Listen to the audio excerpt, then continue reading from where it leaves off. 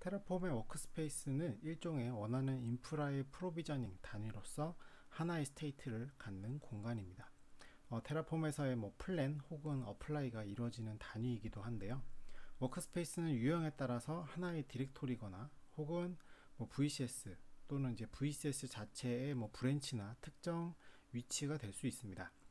오픈소스의 유형과 클라우드 그리고 엔터프라이즈의 가장 큰 차이점은 UI로의 관리가 될 수도 있고요. 또 공동 작업을 위한 워크스페이스별 기능일 것입니다. 처음에는 워크스페이스 하나에 원하는 인프라의 모든 형태, 예를 들면 VM, 네트워크, 디스크 등의 모든 정보를 하나의 파일 혹은 여러 개의 파일로 나눠서 관리합니다. 하지만 프로비저닝은 한 번에 이루어지기 때문에 하나의 작업 공간인 디렉토리 안에서 이루어지게 되는데요. 커뮤니티 버전에서는 주로 특정 애플리케이션 인프라 구성 요소를 한 번에 프로비저닝 할 수 있는 단위로 관리가 되는 것이 일반적입니다. 그래서 특정 클라우드에 배포되는 특정 서비스를 위한 VM, 네트워크, 디스크 관련 내용이 모두 들어있는 단일 배포 단위가 그 예입니다. 예를 들면 AWS에 배포되는 고객 관리 서비스를 위한 모든 인프라에 대한 프로비저닝, 또는 VMware에 배포되는 내부 사용자용 개발 서버 요청에 대한 프로비저닝, 또 하나 예를 들자면 쿠버네티스의 이제 하나의 서비스를 위한 마이크로 서비스 파드에 대한 배포나 인그레스 구성에 대한 프로비저닝을 한 번에 하는 것이죠. 테라폼 클라우드나 엔터프라이즈에서는 각 조직 구성원이 각자의 책임에 맞도록 VM의 요소 혹은 보안, 네트워크 등의 각 요소들을 별도의 워크스페이스로 관리할 수가 있습니다. 그 이유는 트리거링이나 혹은 워크스페이스의 결과값을 다른 워크스페이스에서 읽을 수 있는 기능들이 좀 더 팀이나 이제 조직 단위로 운영될 수 있도록 기능이 제공되기 때문입니다. 일단 워크스페이스의 한번 예를 들어볼 텐데요.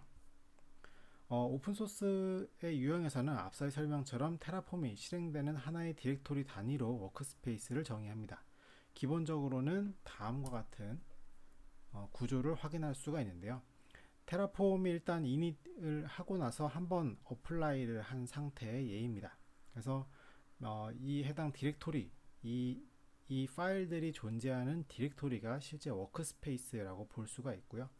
그리고 보이시는 이제 .테라폼이라고 하는 .테라폼이라고 하는 요 파일, 요 디렉토리가 이제 플러그인이 설치가 되는 자리입니다. 그리고 보이시는 이제 main.tf라고 하는 것이 실제 테라폼 구성 파일이긴 한데 저희가 여러 가지 예를 들고 혹은 샘플을 따라 하실 때 이제 main.tf가 보통 나오긴 하지만 사실 테라폼이 main.tf를 이제 처음 읽는다던가 혹은 이게 꼭 있어야 된다는 이런 필요 조건은 아닙니다. 그래서 tf 파일이 있으면 테라폼은 모든 tf 파일을 다 읽어드려서 내부적으로는 실제 그래프 이론에 따라서 이제 각 실행 순서를 결정하게 되어 있습니다. 그리고 이제 테라폼 TF 스테이트는 이제 실제 세계에 반영된 현재 상태를 나타내는 거고요. TF 스테이트.백업은 실세계에 반영되었었던 직전 상태를 이제 백업해 놓은 것이라고 보면 됩니다. 그리고 variable.tf는 이제 변수를 정의하는 구성 파일을 분리해서 명령한 이제 파일 중에 하나인데 이것도 마찬가지로 꼭 variables라는 이런 파일 이름을 갖지는 않아도 됩니다. 어쨌든 간에 이제 테라폼은 실행 시에 이 TF 파일, TF 확장자의 파일은 모두 읽어드리고 이 그래프 이론에 따라서 각각의 실행 순서를 결정하게 되기 때문에 일반적으로 위 구조를 갖는 디렉토리가 각각의 목적에 따라서 여러 개를 운영하게 될 수도 있고요. 그리고 협업을 하는 경우에는 각 디렉토리를 하나의 루트를 갖는 레포지토리로 구성하거나 각각을 레포지토리로 또 구성해서 git이나 svn 같은 VCS에 저장을 해서 공유를 하게 됩니다. 여기서 보이시는 요 해당 목록은 이제 일반적인 이제 커뮤니티 버전을 활용했을 때 하나의 작업 공간이라고 볼 수 있겠고요.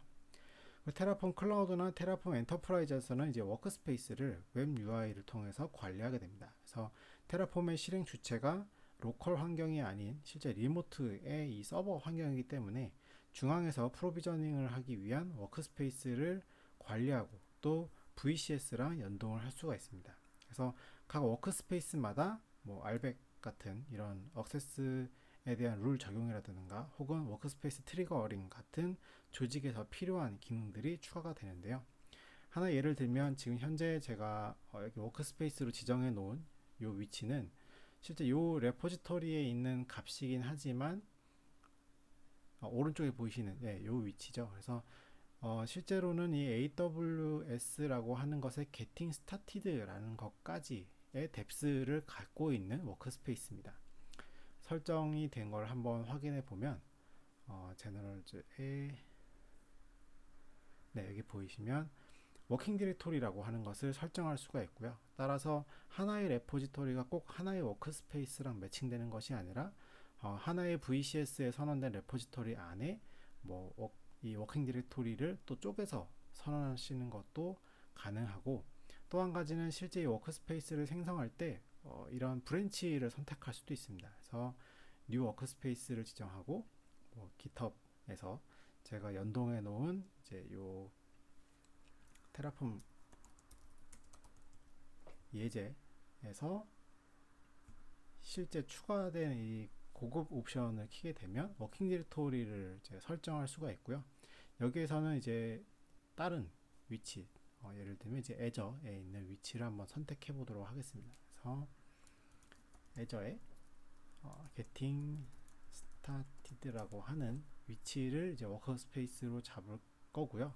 그리고 추가적으로 하나 더 할 수 있는 게 이제 브랜치도 선언을 할 수가 있습니다. 그래서 디폴트는 마스터 브랜치가 되기도 하지만 제가 여기 새로 하나 브랜치를 따둔 요 스테이징이라는 브랜치를 가지고 선언을 할 수도 있죠. 그래서 제가 스테이징이라고 선언을 하게 되는 경우도 있습니다. 그래서 꼭 이 워크스페이스를 이 테라폼 클라우드나 엔터프라이즈로 정의할 때는 하나의 레포지토리 단위로도 할 수가 있지만 레포지토리 안에 별도의 워킹 디렉토리를 선언한다거나 혹은 목적에 따라서는 이제 브랜치를 나눠서도 만드실 수가 있다라는 부분이고요. 이렇게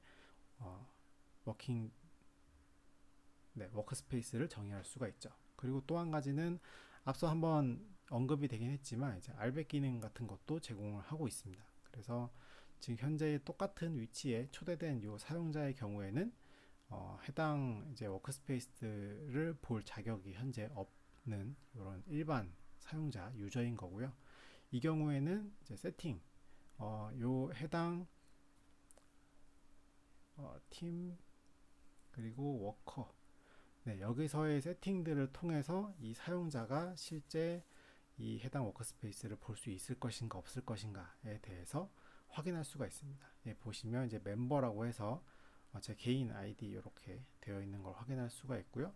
보시면 요 사용자가 되어 있고 매니지 워크스페이스라는 룰을 주고 이제 실제 액세스를 하게 되면 해당 사용자는 이 오거나이제이션 안에 있는 워크스페이스들을 확인할 수가 있는 것이죠. 이런 식으로 이제 클라우드 그리고 엔터프라이즈 환경에서는 좀 더 여러 사람들이 이 워크스페이스를 관리할 수 있는 환경들을 제공하고 있습니다. 그래서 워크스페이스는 테라폼의 기본적인 작업 단위이기도 하고요. 그래서 한 번에 어플라이 하게 되는 범위로 볼 수가 있습니다. 그래서 협업을 하게 되면 워크스페이스를 Git 기반 혹은 여타 VCS로 공유해서 팀 또는 조직에서 공통 워크스페이스로 관리를 하게 됩니다. 그래서 워크스페이스에서 관리를 하기 위한 각각의 기능 요건들은 테라폼 클라우드 혹은 테라폼 엔터프라이즈에서 추가로 제공되는 기능이기 때문에 실제 테라폼의 실행 위치, 변수 관리, 이력 관리 등을 중앙에서 할 수 있다는 점에서는 워크스페이스의 활용도를 높여준다는 장점이 있습니다.